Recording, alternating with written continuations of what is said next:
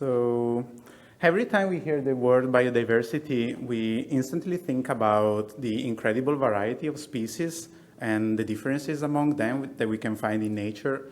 However, biodiversity is much more than this. It's also all the intraspecific and intrasexual variation, which we know it can represent an important component of the total biological variation. And this notion is now supported by an increasing body of literature showing that this intraspecific variation and intrasexual variation as well in some cases can sometimes have an equal or even greater effect on the overall ecology of a species than interspecific variation alone. And this variation within species is not necessarily limited to external morphological differences, but we know that it can extend to behavioral differences as well. And when it comes to identify the molecular mechanisms generating these differences in behaviors, we can look at species whose individuals belong to distinct behavioral phenotypes or behavioral morphs in one or both sexes, but usually in males. And these species are very intriguing because they provide natural experiments in which behavioral strategies, in this case in a reproductive context, have evolved within the same species, and as a result of complex interactions between genetic, hormonal, and environmental factors. And when it comes to the role of hormones in the reproductive context, sex steroid hormones and androgens in particular are extremely powerful molecules in shaping behavioral differences, especially in males.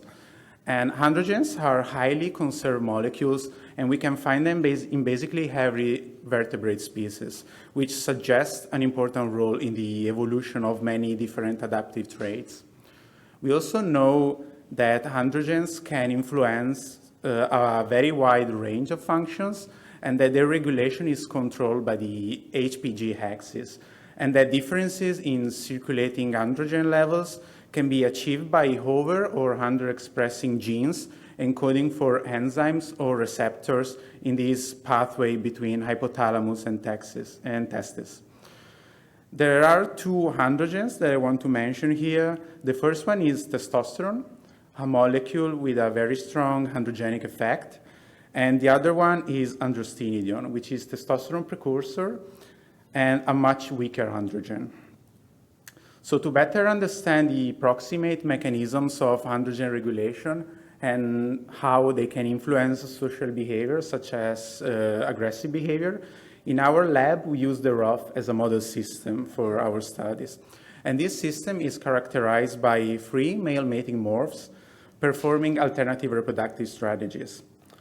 First, we have the independents, and these guys are extremely aggressive, territorial males with a dark breeding plumage, and they perform courtship displays. The second morph is the fader. Males of this morph resemble females in appearance, and they perform a sneaking strategy to achieve mates. The third morph is the satellite. They usually have a lighter breeding plumage, and they are not aggressive, like the faders. However, they do perform courtship displays like the independents. And they do it by trying to cooperate with them and co-display together. Previous studies revealed that these 3 male mating morphs are genetically determined by a short heterozygous chromosomal inversion located on chromosome 11 and harboring about 100 genes. Until almost 4 million years ago, there were only independents. Then the inversion originated the fader morph, and much more recently, about 70,000 years ago, a recombination event between independent and faders originated the satellite haplotype, with 2 areas here of this chromosomal inversion that essentially flip back to their original orientation. And if we look at the hormonal profiles of the 3 morphs, we can see that the aggressive independents have very high levels of circulating testosterone during the breeding season, whereas the 2 inversion morphs have higher levels of the weaker androgen, androstenedione. However, before this project, we didn't know how the chromosomal inversion reduces the circulating testosterone levels in faders and satellites. So to answer this question, we combine data from different sources, including a RNA sequencing dataset from different brain areas and body tissues, in particular the pituitary gland and the testes to reconstruct the HPG axis. But we also included adrenal glands, as androgens can be produced there, and liver, an important tissue for steroid metabolism and their inactivation. We also quantified the behaviors of these birds and the androgen levels in the testes in addition to the blood. And we performed some enzymatic assays on a certain gene named HSD17B2. And this gene lies within the inversion region. And here I show on the y-axis the expression levels of some inversion genes averaged across the 11 tissues for the comparison between the aggressive independents and the female-looking faders. And in blue and red, I colored the downregulated and upregulated genes, respectively. And we can see that HSD17B2 stands out as the gene with the highest absolute fold change for this comparison. And this gene was particularly interesting for us since it encodes for the enzyme responsible for converting testosterone to androstenedione. Therefore, it represented our main candidate gene to explain the hormonal differences between the three morphs. And when we look at the tissue-specific expression differences for this gene, we can see that HSD17B2 is upregulated in many brain areas of satellites and especially faders, the first 7 columns here. Then we have the 4 body tissues. And this is true especially in the hypothalamus of faders. However, it's not differentially expressed in the testes, the main tissue responsible for producing androgens. And the overall expression levels on the y-axis, keep these numbers in mind, are quite low, meaning that these differences here don't explain exactly how circulating testosterone levels are much lower in the blood of the two morphs carrying the inversion. But since satellites and faders are heterozygous for the inversion, as I said before, for this gene, we also measure the expression level of the inversion allele relative to the ancestral independent allele. And what we can see here is that in the same tissues in which this gene was differentially expressed, the expression of the inversion allele is highly favored. And again, we don't see that in the testes. But why is the expression of the inversion allele preferred in all of these brain areas and body tissues? So we look at the protein sequences of HSD17B2 in the 3 morphs, and we notice 4 mutations in the ligand binding region here of the enzyme that are shared between satellites and faders. And we tested them for positive selection against other species of shorebirds. And we found that not only this gene is under positive selection, but 3 out of 4 of these mutations, the S, F, and T, can only be found in satellites and faders, and in no other species. Therefore, we decided to explore the functional role of these mutations. So we first tested the binding affinity towards the 2 ligands, testosterone and the cofactor NAD, using bioinformatic tools. And what we found was that HSD17B2 from the satellite and faders alleles binds moderately better to the 2 ligands than the independent enzyme. At the same time, our collaborators tested in vitro using transfected HEX cells the conversion rate of testosterone to androstenedione in the free HSD17B2 variant. And what we can see is that the satellite and faders enzyme are much better, more efficient in oxidizing testosterone to androstenedione, already had very low testosterone concentrations. So satellites and faders not only express more HSD17B2 transcripts in many tissues, but the enzyme encoded by this gene seems to be better in doing its job. However, while interesting, we still didn't have the full picture, and some pieces of the puzzle were still missing. So next we measured the androgen levels in the testes, and what we found was interesting. So the levels of androstenedione match quite well what I told you we can see in the blood. However, both satellites and faders have much higher levels of testicular testosterone than independents. But why would they have more testosterone than independents if they are not aggressive? And this can be explained by the first genes at the beginning of the androgen biosynthetic pathway that are upregulated. And here I show all the genes before HSD17B2 in this pathway. And also remember that HSD17B2 is not differentially expressed in this tissue. So essentially, the testes of satellites and faders receive a signal from the brain to produce more testosterone. But what happens to all this testosterone here? And we essentially had two hypotheses. So either all this testosterone somehow remains in the testes, or testosterone is converted to androstenedione before it reaches the brain. And this can only be possible in the tissue between testes and brain, which is the blood. And what we found out is that in the blood of satellites and faders, this gene is extremely overexpressed. So now we are in the thousands range here on the y-axis. And only the more efficient version of the enzyme is expressed. And this was the missing piece of the puzzle, and now suddenly for us started to make sense. So what we are showing here is essentially a new mechanisms that these birds have evolved to regulate testosterone levels. And this is possible because the red blood cells in birds are nucleated. So the take-home message here is the importance of these findings in the context of sex steroid regulation, because historically research has mostly focused on the regulation in the brain or in the gonads. But here we show for the first time that this regulation can be done also somewhere else in other tissues.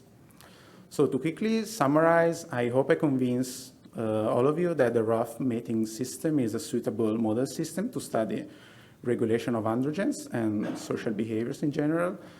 And here in this project, we identified and characterized one gene, HSD17B2, that is likely the major contributor in explaining the hormonal and behavioral differences in roughs regarding aggressive behavior. And what we describe here is these new mechanisms that satellites and faders have evolved in the blood to get rid of all the circulating testosterone before it reaches the brain. And with that, I conclude my presentation. I would like to thank all the members of my group and collaborators and funding agencies, and especially you for your attention.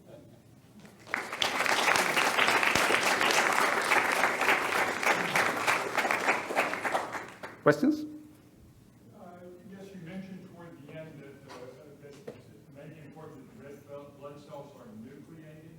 First, could you help me there? Are you saying that the expression of the gene is occurring in red blood cells, or do you know that? I think the content of white cells is very, very low in this case. So all of these differences in the number of transcripts come from the red cells, yes. So even while the red cells are mature. Yeah. And they also have all the other organelles, including ribosomes, so they can locally produce this enzyme. Are they I think this is one for talk. Are they before they take the different strategies, you have that genes expressed, or afterwards they take separate or different strategies, and then this system will reinforce that? So for this project, we took samples from adult breeding males that were performing their normal behaviors. And this year, we are taking blood samples from chicks as well. We also have some embryo data, but I cannot answer your question now. But usually chicks and young adults, they don't perform these breeding behaviors usually, so we don't know. But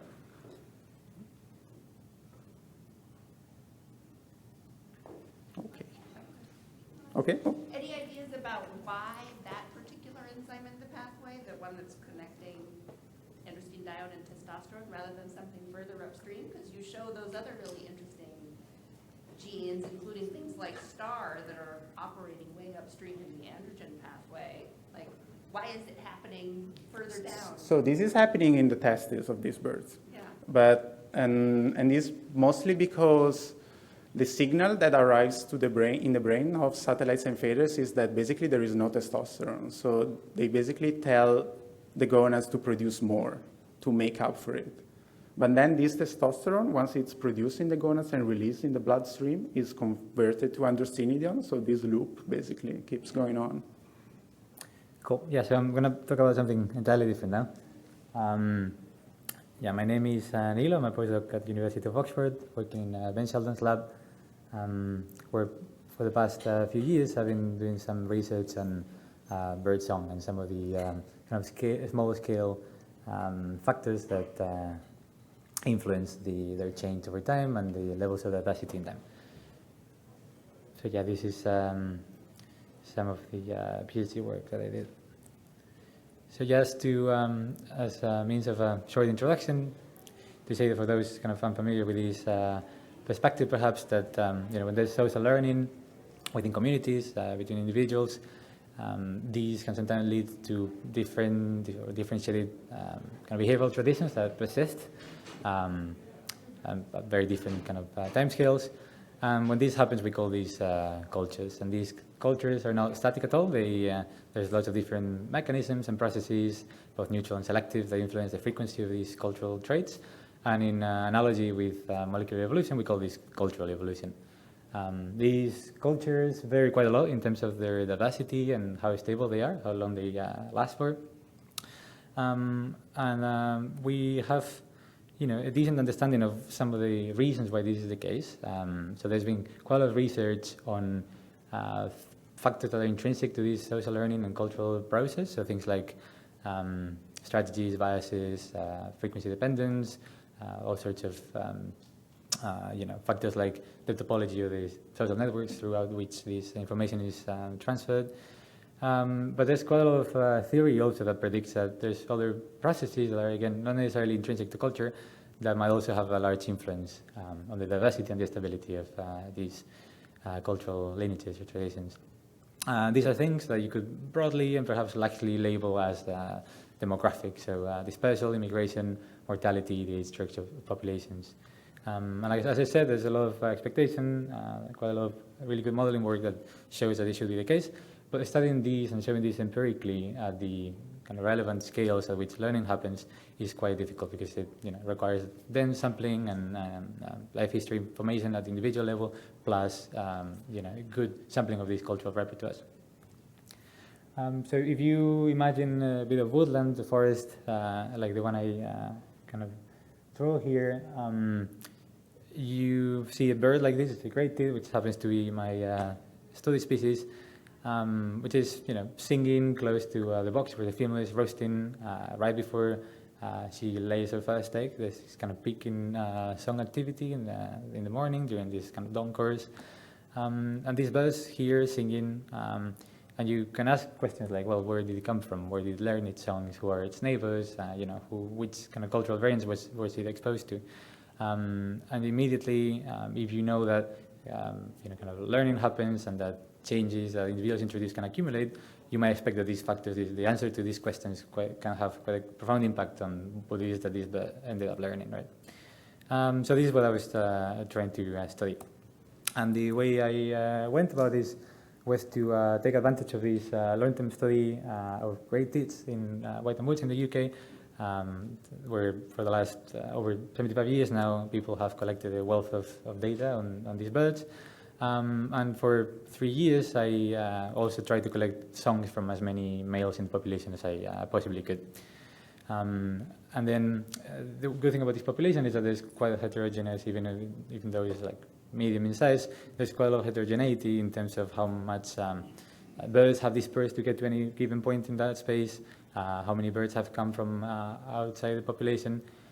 So we can use all of those things to our advantage, and using those two different sources of data, information about the life history and also about these cultural repertoires, we can build some form of kind of cultural similarity network across the woods, and then choose neighborhoods across it and compare those. So I did this in a fairly kind of arbitrary way that represents more or less the radius of kind of vocal interactions, around 200 meters or so, around breeding birds with known locations and identities. So in terms of the fieldwork, what this involved is a ton of kind of walking, driving around. We used 60 automated recorders, 60 audio moths, and tried to record at over 700 different nesting sites across these 3 years. And then also this involves this kind of large-scale data collection effort that is done by a large team of people, where we go around and rank all the chicks and all the adults and record some information about them. And then this resulted in quite a large data set with over 100,000 individual songs from over 400 birds, with really good kind of spatial coverage that represents the density that exists in the population quite well. Yeah, so it's a ton of data collected with automated recorders. It's around 3 years of continuous audio. So a lot of the work that I ended up doing had to do with how to parse and analyze these data, this kind of computational pipeline, which involves some quite a few steps. I'm going to go through them really quickly, but if you want any kind of detail, there's a couple of papers out from this, and also you can ask me later.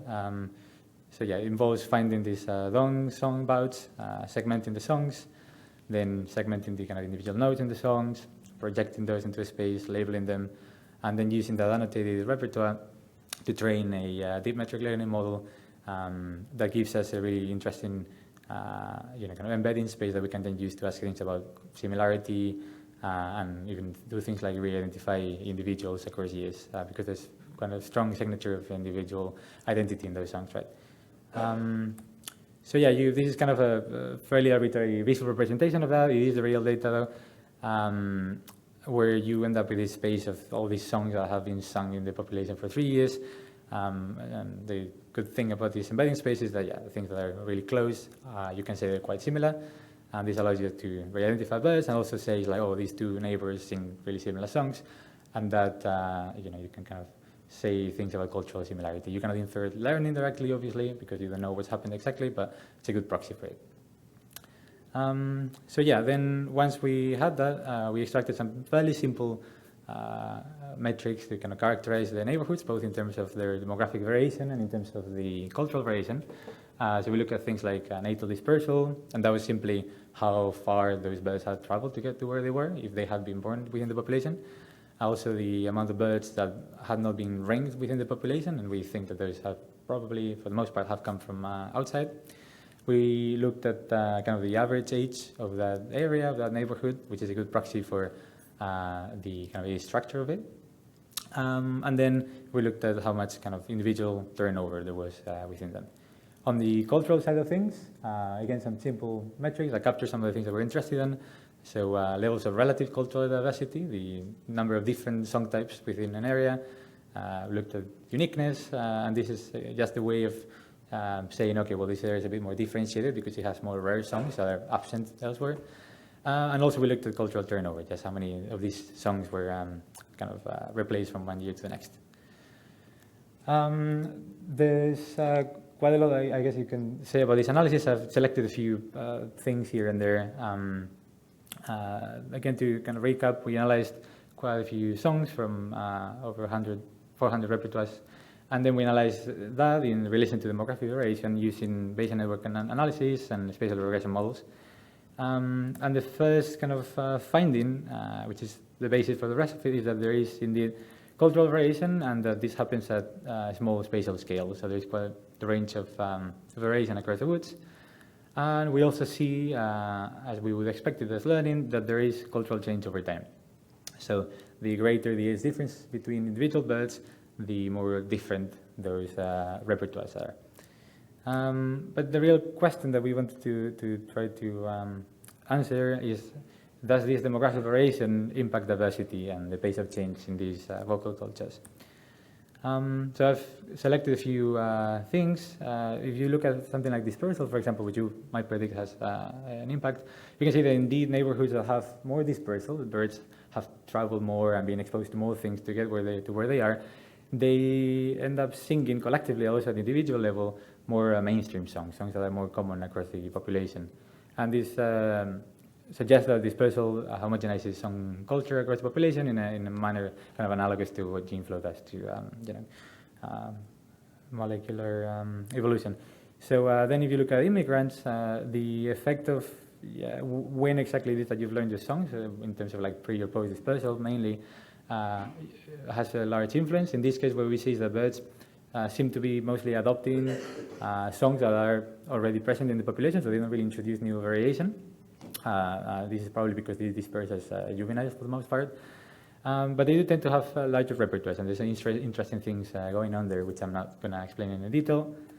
If you look at age, you see that when the age of the neighborhood is skewed towards older individuals, which in this population mostly necessarily implies that there's just more of a range of ages, there is higher cultural diversity. So these older birds are still singing the songs of yore, the ones that were more prevalent perhaps when they learned this.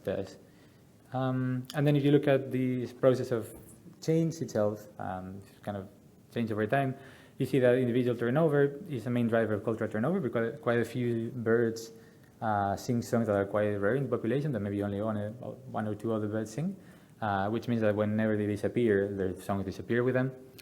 But we also see that the more dispersal there is, the more birds that have come from elsewhere and conform to what's in the population, and the older the populations are, all of these factors slow down change. To the extent that if you kind of come up with some predictions within the range of parameters that you find from the population, you find that there's kind of twofold variation in the rate of cultural change, which this happens at quite small scales, but as you might imagine, can have profound consequences for how fast these kind of song cultures are changing. And yeah, to summarize, just to say that variation in population composition does seem to be correlated to have impacts on culture, and we think this is important just in terms of understanding this process itself, but also because this in turn might influence survival, reproduction, things like the establishment of territories, depending on which songs the birds have learned, and also population structure, kind of feeding back onto these factors themselves. And yeah, like typically when we listen to birds when they're singing, we know that you can gain a lot of information about like individual status and territories, things like those. But there's this idea that you can also infer lots of other things about cultural and other population processes and population composition from those. Yeah, with that, thanks everyone for listening, and then everyone in the lab, Ben Sheldon, who supervised the work. And that's a code with the preprint for this work, and then all the data that we generated, and all the kind of deep learning models and all that, in case you're interested. Yeah, thanks. And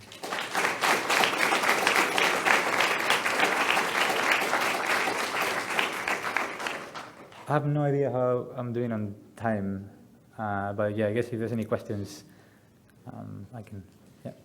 Yeah, great talk. This is really cool. I had a question about the song composition, and I'm wondering what did you notice in terms of differences at the syllable level versus like the actual song level? Did you see, were there any differences between the scale, I guess, of the song? Yeah. So the thing about great is that for the most part they just have these 2, 3, sometimes 4, but that's quite a rare kind of node repeated patterns that we call syllables, and songs are just that, but repeated over and over and over again. So the level of analysis that we chose for this is just that kind of minimal or minimum repeating pattern. So there's probably lots of information about compositionality, or like the order of things at higher kind of hierarchical levels of description that might be also interesting, and they might be learning as well, but we haven't looked at that. We just looked at these kind of repeated syllables. And it's one of the kind of good properties of the songs, that they're simple enough that you can actually do that without being too afraid of erasing lots of interesting information. But yeah, it would be, ideally you would do this at different levels of description, yeah. And so, along with that question, when you're saying that the birds that were dispersive are adopting more mainstream songs, can you just describe what features they're adopting that are similar to other parts of the population? Yeah, so we see both at this kind of neighborhood level and at the individual level is that the further they've gone, the more they sing songs that are also just quite popular, and these tend to be the really kind of characteristic kind of teacher graded songs. So I guess one the kind of most parsimonious idea is that they're just exposed, they sample the population better, which allows them to choose better the songs that are actually more popular or whatever.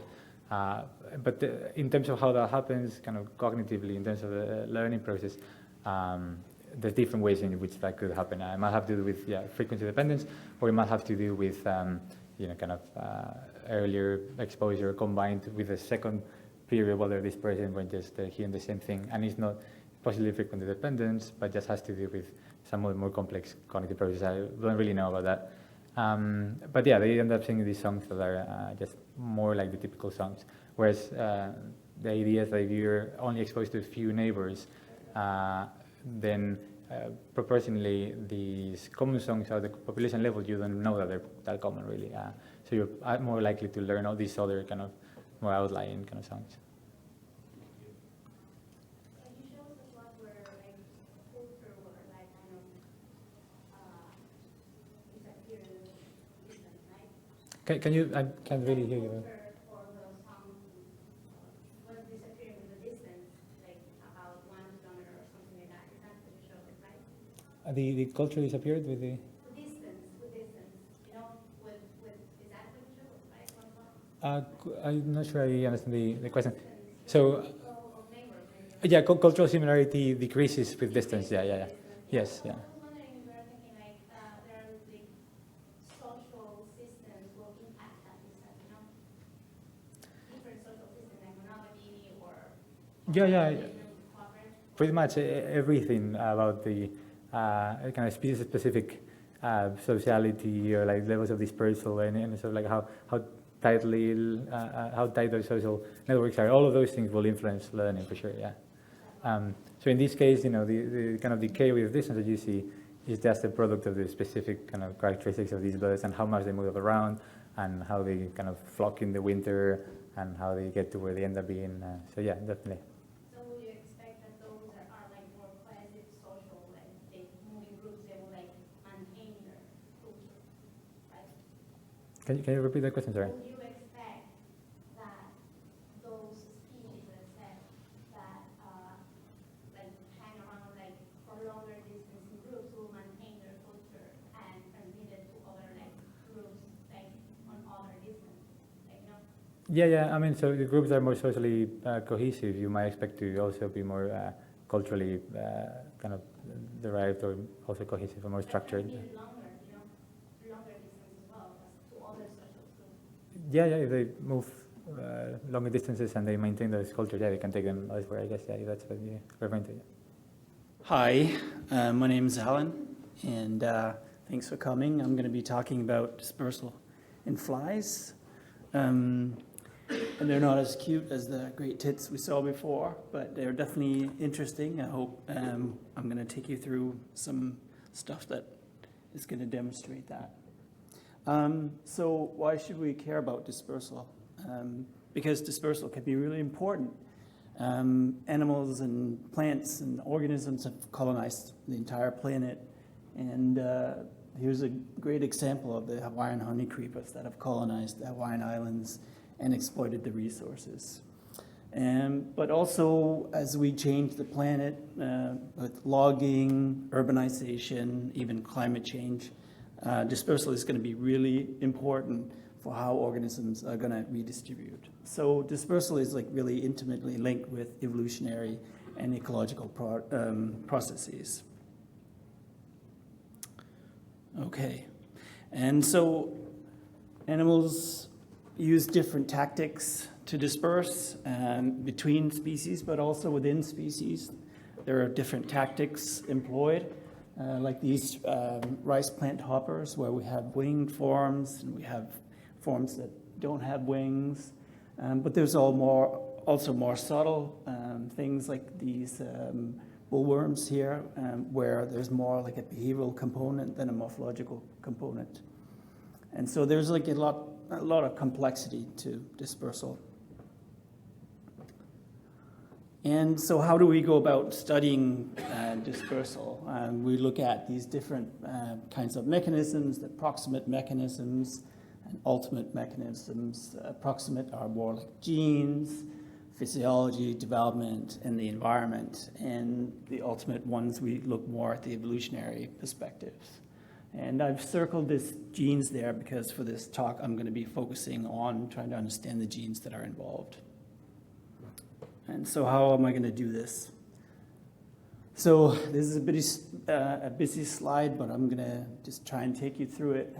I use Drosophila and the foraging gene as a model to understand how genes can influence dispersal.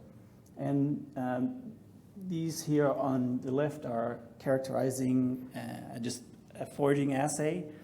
So my supervisor just characterized this polymorphism in the 1980s on fruit, and she developed an assay to try and characterize and quantify the behavior. So what you see at the top here are different larvae from fruit flies, and some on food traverse longer distances. We call them rovers. And there are some that are traversing shorter distances, and we call those sitters. And when you put them on a non-nutritive background, so there's no food in the system, they assume a similar behavior or movement patterns. So it's really critical that there is food in the system before we see these differences. And also here what this one shows is that the sitters, they tend to stay within a food patch, and rovers are moving back and forth a little bit more. So we also know now that the gene that influences this path length here is called foraging. It sits on the second chromosomes. It encodes the cyclic GMP protein kinase. We have two known alleles, the 4R and 4S. It really depends on what phenotype you're looking at, whether there's dominance or not. And we also know that there is like density and negative frequency selection in experimental populations. And so that's the model I'm going to use for this experiment. And what I've been doing for my PhD work and further is to try and understand whether these differences can carry over into adult flies. I just want to show you what the gene looks like. It's about 35 to 40 kb. It has 4 different promoters, so there's really expression at different times and in different tissues. It's very modular. We have 4 different promoters. There's 21 transcripts, 8 proteins, and then there's a little bit more than 250 SNPs within the gene. And so, it's a very complex gene with different perspectives to investigate. And so what I did was to try and understand the adults, what they're doing. And so I find that rovers are more dispersive and sitters are less dispersive. And I'm just going to show you some data for that. So these are different dispersal assays that I developed. One here is in the laboratory where I looked at different distances. So flies had to go different distances, and at about 80 centimeter, we see big differences between rovers and sitters. And when I do a mark recapture study, I also see that rovers disperse further and more frequently than sitters do. And so I'll see a nice congruence between my laboratory assays and my field assays. But these experiments here, they really don't differ between males and females. So I've been working on trying to understand if there are any sex differences. And there, what I've done is I've developed an assay that consists of 2 food patches. They're separated by a tube. I put a group of 16 flies in, so 16 females or 16 males. And then I wait for 6 hours, and then I look at the proportion of flies that move to the far end.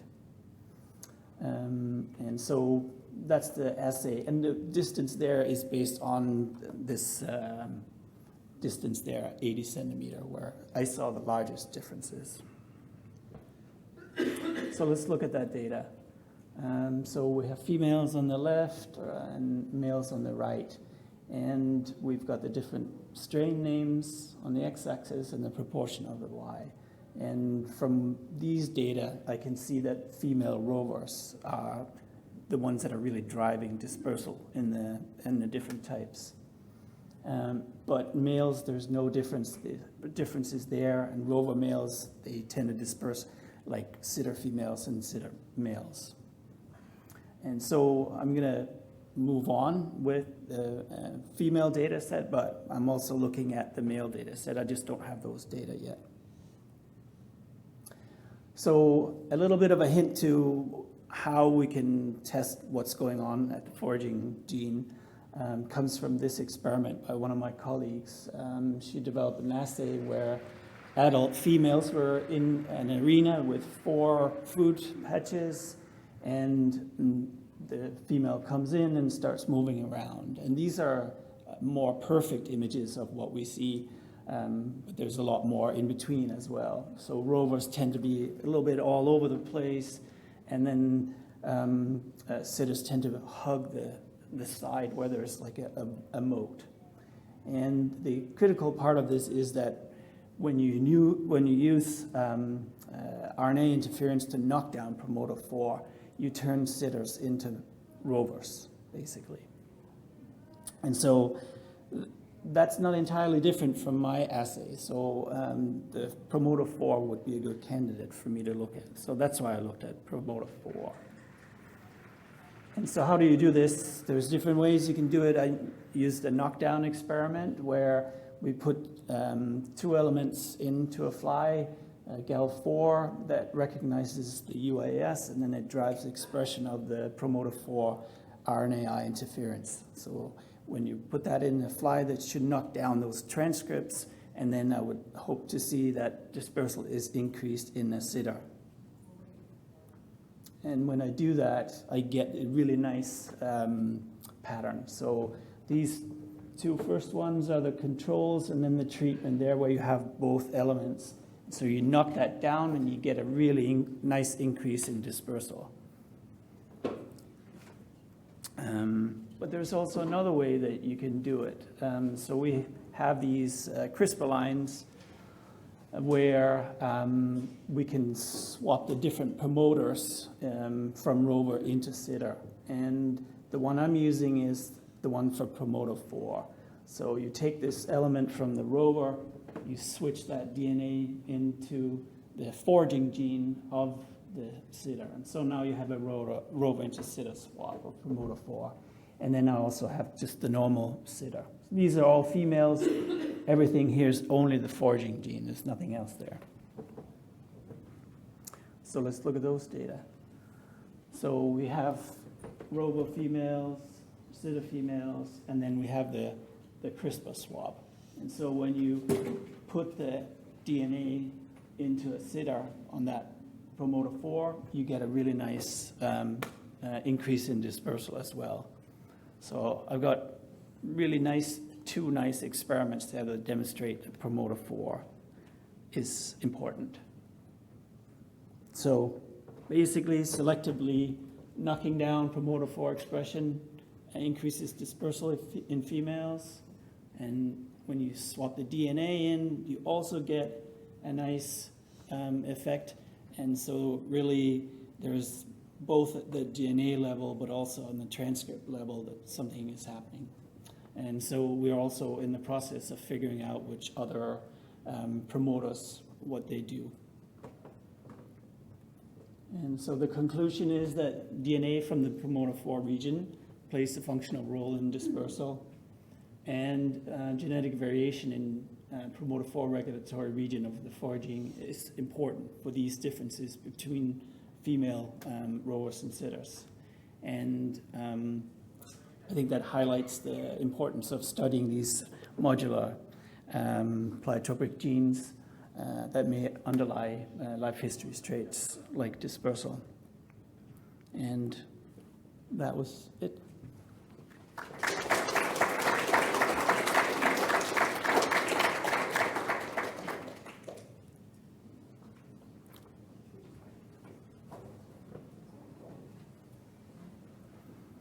Yeah. Hi, that was great, thank you. I was just wondering, when rovers and sitters are together, do sitters tend to rovers influence sitters in being more likely to disperse? Yes.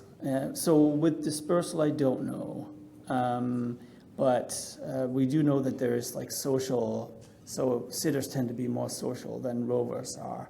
And there is a dynamics there. I don't quite remember what people are finding there, but there's definitely something going on. When I do the field experiments, they're together. but I don't know really what they're doing. What I do tend to see is also this female effect, anecdotally. I haven't quantified that, but it really seems like female robusts are the ones that are very active. I've done some other experiments where I look at these like grids, and their males and females are together, and it seems to me that females are kind of the first one out of the door, and as they do that, the males start following. Thank you everyone for coming. My name is Creak, and I'm a PhD candidate at the University of New South Wales in Australia. And today we're going to be going on a bit of a journey about love. So the risky business of mate searching is something that I'm sure many of us are quite familiar with. It's something that tends to leave a lot of us exhausted, a bit over it, also feeling heartbroken sometimes. But what if I was to tell you that you are not the only one out there enduring the perilous conditions of searching for a lover? There are many, many others out there, and you are not alone. So mate searching is something that we're all sort of familiar with, yeah? It's a concept that a lot of papers have addressed in the past. And it's something that we see a lot to do with the invertebrate world. There's some really cool behaviours, traits, all that sort of things going on in our invertebrates, which is, I thought that was just really cute. Anyway, sorry guys. However, during this chapter of my PhD, we kind of learned that a lot of this research that's already been done in the past is sort of skipping a kind of important stage. And it's something that we've started calling the active mate searching stage. The active stage lies between the commencement of starting your search and before you have found your mate, or your lover, as we've been calling it so far. It doesn't incorporate copulation, it doesn't incorporate behaviours of like courtship, and not even any post-copulatory behaviour. It is literally just the searching stage. And this can be a pretty difficult concept to study, especially in something like invertebrates, because they're pretty little. So this left us kind of wondering, well, okay, we have our mate searchers out there. If you're an invertebrate, you're probably, well actually, not even for invertebrates, for us too, really. You're kind of facing a lot of perilous conditions, yeah? You're going to be seeing a lot of things like there's heaps of weather, you don't want to go on a hike or like go on a cute picnic with a date when it's pouring, or someone's been like, oh, let's go for a camping trip and it's pouring with rain or it's snowing. No one wants to do that, guys. So that left us wondering, well, okay, how are our mate searchers evolving traits to cope with this kind of conditions and this harsh weather that they're probably encountering when they're out looking for a mate in this active stage? So for this chapter of my PhD, the first thing we wanted to look at was what these active mate searching, like mate searchers, like what their movement might look like, just as a start, just as a baseline, because it's a lot of information that we're missing there. Then we wanted to see if there are any strategies that these mate searchers are using to like minimize their risks in all of these particularly hazardous conditions. And we wanted to see specifically if there is an effect of weather on this mate searching stage of life. So I'm going to introduce my study species here. That's probably why you all came, because I put like a big scary title, a scary venomous spider. This is the Sydney funnel-web spider, so also known as Atrax robustus, and this is what they look like. So they are a part of the Myglemore family. They, I think, are absolutely beautiful. They're a bit special, they're a bit cute. They probably range with their body size about like 2 to 5 centimetres, so they're pretty chunky for a myg. They vary in colour. Most of the time they are this beautiful glossy black. Sometimes we see this brown, sometimes we see this plum colour. Our males are typically smaller and they have these big long legs, which makes sense because they are our actively searching sex. So it's not always the males, but in this species it is. And these are our gals. Usually pretty chunky. They're like more likely to have that variation in colour, especially in their abdomen. So in typical myg fashion, or mygalomorph, sorry, it is the males that will leave their burrow permanently to go and find a gal. And this is a sort of fairly immobile species, as are a lot of other burrowing spiders. They tend to stay put where they have created a home. They don't like to leave. But the boys are just like, all right, it's my time, let's get out there. They leave their burrows, and then they mate, and then they die. So stakes are pretty high, right? We don't have that problem. We're really lucky with that most of the time, I would hope. But our males have got really high stakes there, so makes it pretty important, yeah? Now, just if you're not familiar, we'll do a little recap here. This is Australia, if you didn't know that. And H. robustus is around one of 35 species of funnel web spider. They are endemic to the east coast of Australia. You can find them all up and down the coast, all of these 35 species. H. robustus is specifically important because we are found in the Sydney locale, obviously, hence the Sydney funnel web spider. And some of their densest areas of population are overlapping with some of our densest areas of population.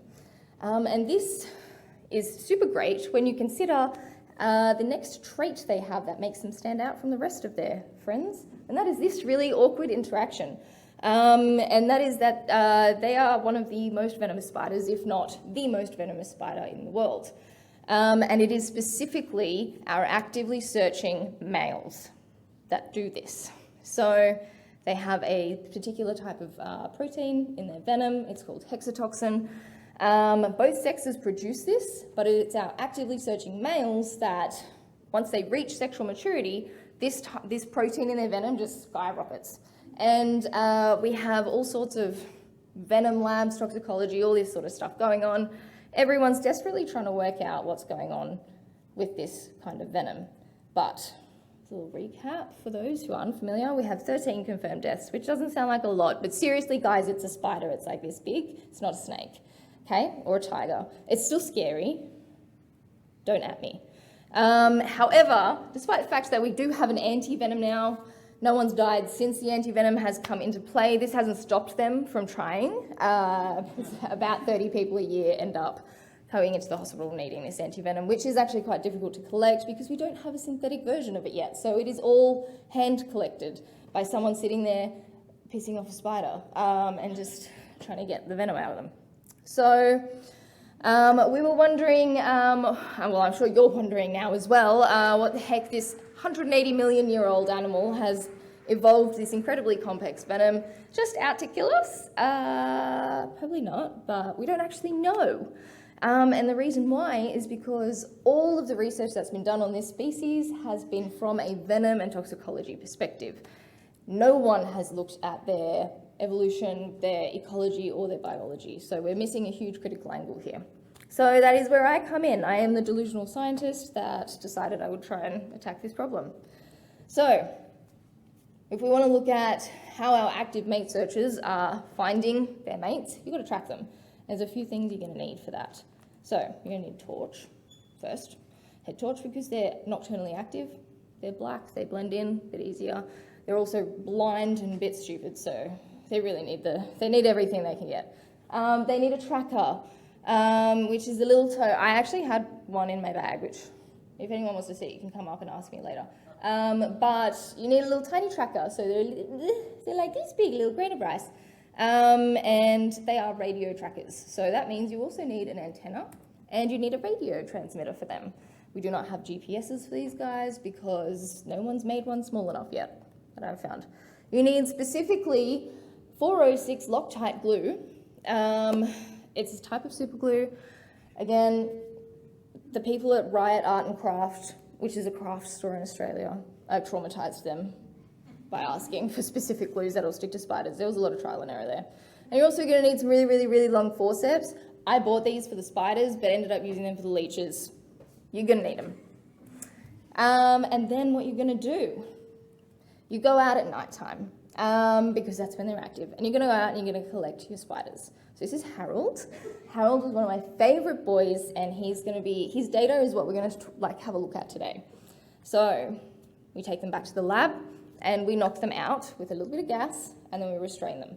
Again, highly venomous. I don't want to get bit. I don't want to deal with the paperwork for that. So we make sure everything is safe and everything is done so that the spiders are safe as well. And then you release them back where you found them.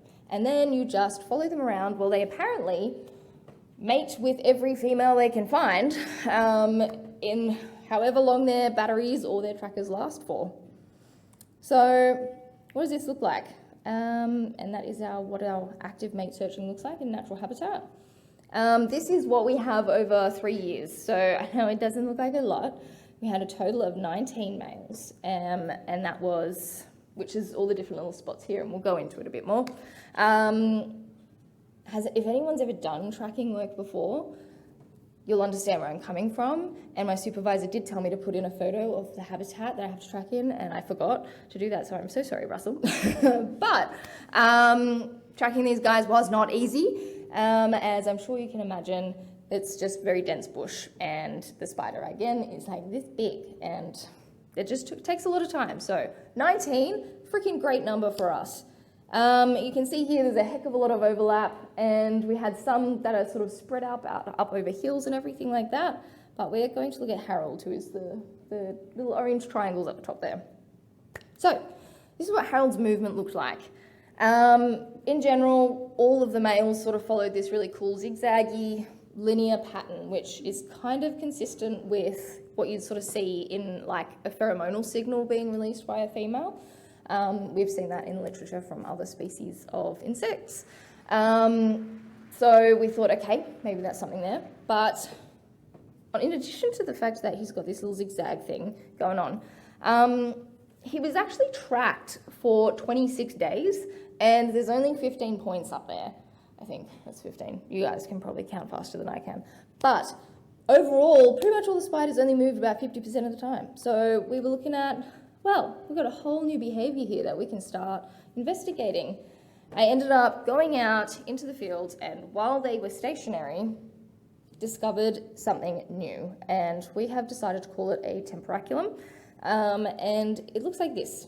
So our boys, when they weren't moving, they had actually created for themselves a little cocoon of silk, which they often anchored to bits of dirt, had a bit of silk, sticks, that kind of thing, some leaves in there.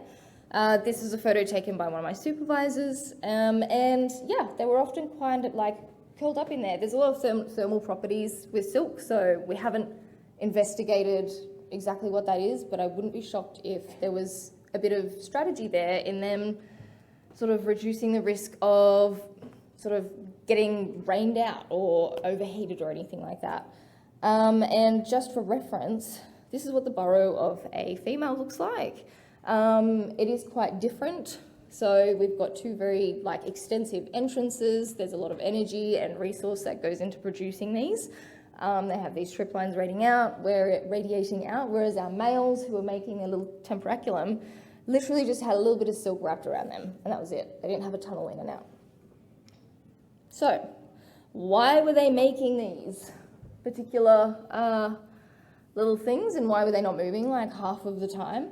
Well, I suspect it had a bit to do with the huge amount of rainfall that we had that year. Part of my field site ended up underwater, and goes to show that perhaps that explains this interesting plot here.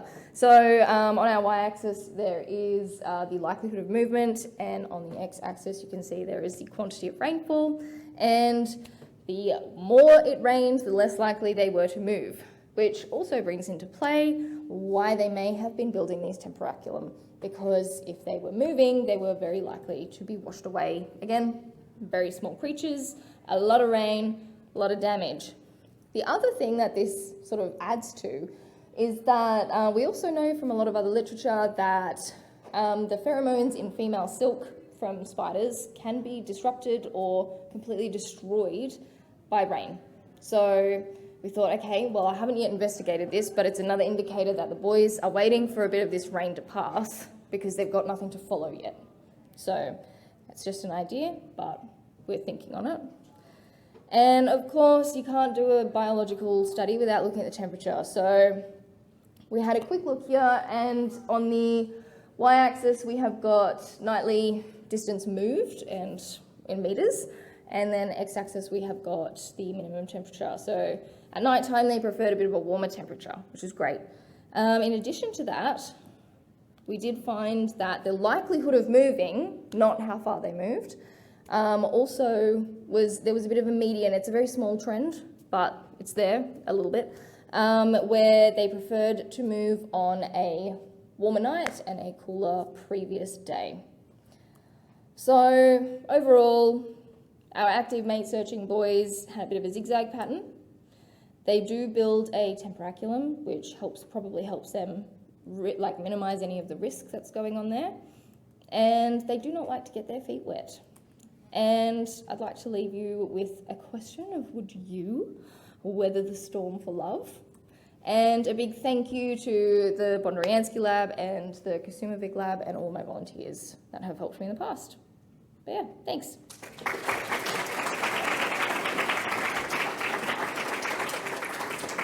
All right, I'm way over time by like 2 minutes, but you guys can go to lunch, but otherwise I'll take questions.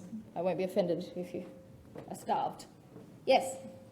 Do we know if they feed while searching for a mate? We don't think so. No one has looked at it, but from my observations of them in the field, I've never seen them eating. I saw them drinking, but it's fairly common for searching males, especially in like araneomorphs, to not eat when they're looking for a mate.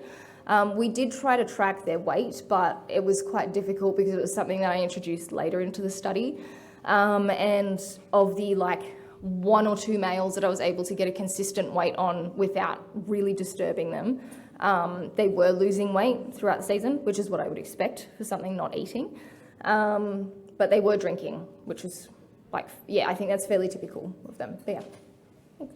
Yeah. Are you able to, or do you want to track how often or if they're mating, or is that completely out of the scope of your project? I did look at it a little bit, but it was it's quite difficult because there's a bit of conflicting information out there where people that have raised these in a semi-lab, but also as pets situation. This is how little information I'm going off, is people that have them as pets have raised them and mated them, and they've made it outside the burrow. And I was thinking, okay, well, cool, I might be able to see them. No. When I was out in the field, those boys were in the burrows with the girls for like up to 5 days. So we kind of need to get a camera down there or something, which they don't have a just straight burrow because this species really likes to make my life hard. They have a very twisty, turny burrow, so I couldn't just put a normal endoscope camera down there. I need one that you can remote control, kind of thing. But I would love to do that. So I did record like when the males were in a burrow with the female, but I just don't have enough data. I'd need to keep going with it, but yeah. Could you track like the females afterwards and see if they lay eggs, or is that? We can, I could try. The only issue is with the girls is they live for significantly longer, and the girls will actually continue to molt throughout their life, whereas the males, they reach that last life stage, they molt into their final form like a transformer, and then they're off, they mate, they die. So we put a tracker on them, they're not going to molt again. But the girls may molt the tracker off. So there's a bit of a risk that you might lose it. But yeah, no worries. There was one more, yeah. What was the longest distance travelled by a male? In one night, it was 60 metres, which doesn't sound that long, and it's really not. They're pretty lazy. But, I mean, I think I worked that out to be like 1.5 kilometres for a human. But imagine if you were like being swooped by like dragons and like there was like you were hiking and stuff at the same time. It becomes a little more dramatic for us if we think of it that way. But he was an outlier. He was a big outlier. Like that 60-metre one, I was like, oh my God, what happened to you? The rest of them, the maximum was like 35 metres. It's a very dense population there though. So like there were a lot of gals around. So I don't think they had to go too far. But yeah. Yeah. I'm not sure if you mentioned it, or if I just missed it, but did your presence in the field ever bother them? Like, did they kind of It is definitely something that I was very conscious of, which is why when it came to the weighing of them, I was very conservative with that and I didn't like to disturb them. So obviously this whole study is very conservative because they've got a tracker on them. I did see that they were getting in and out of the burrows with the females totally fine. There was no one had any issues with the trackers being on them. I didn't notice any particular difference in their behaviours. I just tried to not disturb them as much as possible. So when I found them every day, because I went back and had to go find them every single day and sort of track them, if they hadn't moved for like, I think we put a limit to like 3 to 4 days if they hadn't moved, then I would start to sort of do a little bit of disturbing just to see if to make sure they're okay, because we had some with trackers pop off and we had one that got eaten and like that kind of thing. So we started to check on them to make sure they were okay. But yeah, it is something that I was very hyper aware of. I just really didn't want to disturb them, but obviously there is going to be some level of disturbance with a study like this. But yeah, we tried. Yep. Are males always accepted by the females they encounter, or do they just reject them? I do think they reject them sometimes. I didn't see it in this study, but actually, and even to be honest, had one, oh no, maybe I did. No, I don't think I did. I think I'm thinking something else. But there was, I did see one instance of a, full courtship of a male who just wasted no time, where I released him back where I found him, which happened to be near a female, and he went straight back to courtship. Did all of his little things, and she was like, okay, come on in, and just had her, they were fine. But one of my supervisors, Bruno, has just done a paper on their mating and courtship behaviours, and I do think that he probably saw a bit of female rejecting there. There's no cannibalism with this species. I think there is one recorded episode of cannibalism from the 40s. But otherwise there's no sexual cannibalism. They're actually quite gentle. But yeah. There was one more. Soleil? 2 questions. When you find the temporaculums, do you ever find them empty? Yes. So not necessarily empty, but no. So no, sorry. The short answer is no. Long answer is if I was looking in a patch of leaf litter, a lot of the time, because it's quite hard to narrow it down, a lot of the time the first thing I'd be looking for would be a little bit of silk. So it wasn't an empty piece of temporaculum, it was just he probably started constructing there and was nah. And it'd be 1 or 2 strings of silk kind of thing, but there was always a spider in the temporaculum. I even found one that was stupid enough to build his temporaculum next to the tracker that he'd gotten off. So I still found him right next to it. And I was like, sir, you are coming back home with me and we are putting that back on. Thank you. But yeah, they were almost always, they were always with the temporaculum. Does the silk have hydrophobic properties? I think it does, but I'm not 100% sure because silk is a whole other kettle of fish that I'm a bit scared to touch, to be honest. I should, because we've got Sean Blamarese, who's a big silk expert, and it is something I would like to look at because, like I was talking about before, the pheromonal cues from females, it's going to be on their silk. So it is something I would like to look at eventually, maybe one day, if I can get a postdoc. Hire me. But yeah, I don't know, but I'm pretty sure silk has a lot of really cool properties. I know that they can keep the spiders warmer and they have a lot of humidity sort of retention sort of things going on. But yeah, thanks. Thanks guys.